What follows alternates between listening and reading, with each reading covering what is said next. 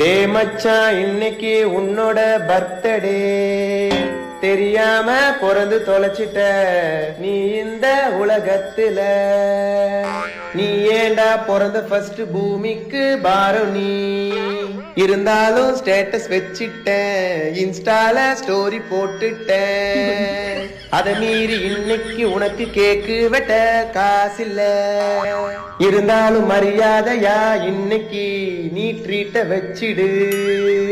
உன்னோட இன்றைய பர்த்டேக்கு நீ ட்ரீட்ட வைக்கலனா என பத்தி உனக்கு தெரியும் தானே.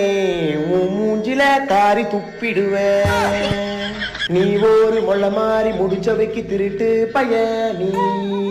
இருந்தாலும் இன்னைக்கு உனக்கு பிறந்த நாள், அதனால நானு விஷ் பண்றேன்.